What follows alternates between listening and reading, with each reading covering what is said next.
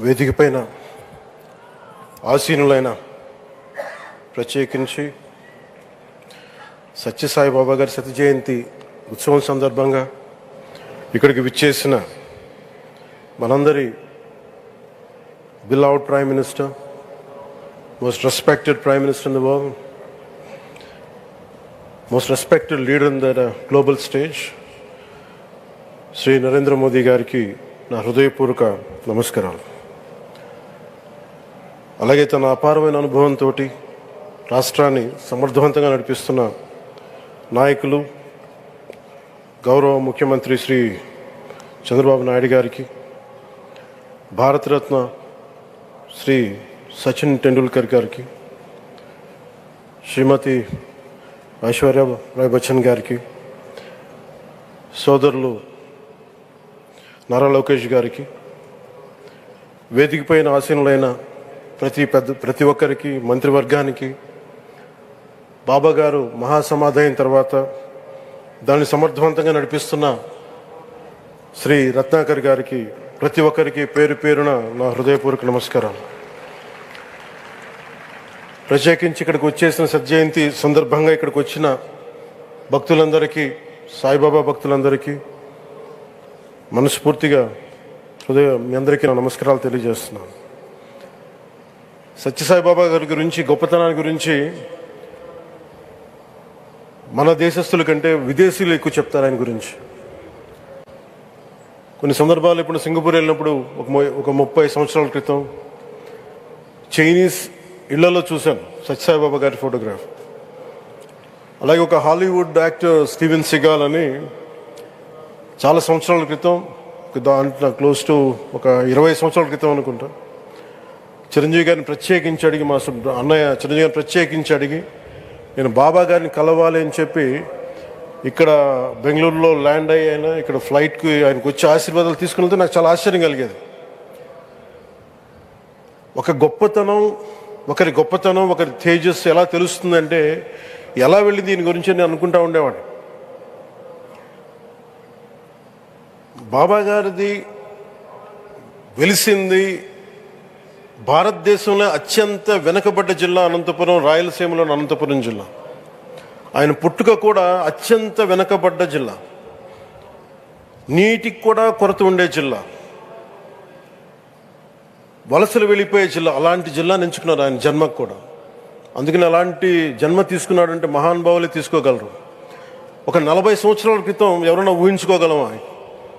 దేశ విదేశాల నుంచి చాలామంది భక్తులు, విదేశీయులు అందరూ వచ్చి దీని అభివృద్ధికి పాటుపడతారని. సో ఒక ఆధ్యాత్మిక తేజస్సు, విశ్వ ప్రేమ ఉన్న వ్యక్తుల వల్లే ఇది సాధ్యం.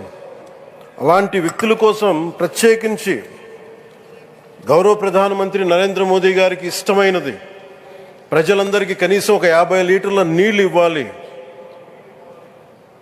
అది రక్షిత మంచినీరు ఇవ్వాలి. అలాంటి పథకం, ఒక 50 లీటర్ల నీళ్ళు కనీసం ఇవ్వాలి అనేది ఒక వ్యక్తికి ఆ సంకల్పం నరేంద్ర మోదీ గారు దీన్ని ముందుకు తీసుకొచ్చారు. ఒక ప్రభుత్వ పరంగా దీన్ని ప్రధానమంత్రి గారు తీసుకొస్తే, ఒక ఆధ్యాత్మిక గురువుగా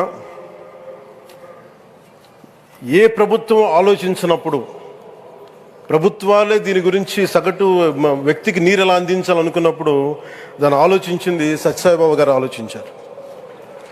అప్పుడు ముఖ్యమంత్రిగా చంద్రబాబు గారు ఉన్నప్పుడు వారికి ఒకటే చెప్పారండి, నేను ప్రజలకి దాహం తీర్చాలనుకుంటున్నాను. నాకు తెలిసిన భక్తులు, ఒక భక్తులు, ఒక ఆయన సింగిల్ హ్యాండెడ్గా 400 crores 400 కోట్ల రూపాయలు ఈ పథకానికి, ఈ పథకానికి ఇస్తాను, దాహం తీర్చే పథకానికి ఇస్తాను అంటే, దానికి ఆ రోజున ప్రత్యేకించి అలాంటి పర్మిషన్స్కి వీటికి కొంచెం కష్టాలు ఉన్నప్పుడు గౌరవ ముఖ్యమంత్రి నారా చంద్రబాబు నాయుడు గారు వీటికి అండగా ఉండి ఈ సత్యసాయి, ఈ దాహం తీర్చే ఈ పథకానికి, అంటే మనం చెప్పాలంటే జల్ జీవన్ మిషన్ అంకురం సాయిబాబా గారు చేశారు ఇక్కడ. ఇది తమిళనాడులో కానీ, తెలంగాణలో కానీ, మిగతా అన్ని రాష్ట్రాల్లో కూడా ఈరోజు చేయగలుగుతున్నామంటే దానికి అంకురం సాయిబాబా గారు అందించారు. ఆయన సేవా తత్పరత ఆయనది ఎవరెవరో ఎంతమంది ప్రభావితం చెందారో లెక్కలేదు. ఒకసారి సేవ చేసే వాళ్ళందరినీ చూస్తూ ఉంటే మా వదిన గారు చెప్పారు, ఒకసారి భోజనం తింటా ఉంటే ఎవరిని ఇంకొకసారి ఇది కొంచెం అన్నం పట్టరా అంటే మా అన్నయ్య గారు చెప్పారండి. వాళ్ళ అన్నకు ఆయన ఎవరో తెలుసు, ఆయన ఒక farmer IAS officer, senior IAS officer అని. ఆయనకి సెలవులో ఉన్న సమయంలో వచ్చి ఇక్కడ సేవ చేస్తారని. ప్రత్యేకించి ఒక వ్యక్తి, ఒక మహానుభావుడు ఎంతమందిని ప్రభావితం చేయగలిగారంటే, ఐఏఎస్లు కావచ్చు, మన ఈ రోజున సచిన్ టెండూల్కర్ గారు కావచ్చు, వేదిక పైన మహానుభావులు ఎందరో కావచ్చు, వీళ్ళందరినీ ప్రభావితం చేసే ఒక అరుదైన ఆధ్యాత్మిక శక్తి మన భారతదేశంలో, మన అనంతపురంలో, మన ఆంధ్ర రాష్ట్రంలో ప్రపంచానికి వెలుగులిచ్చే ఒక మహా వ్యక్తి పుట్టడం, ఆయన శత జయంతి సందర్భంగా ఇక్కడ మనందరం ఏకం కావడం చాలా ప్రత్యేకమైన ఆనందాన్ని కలిగించింది.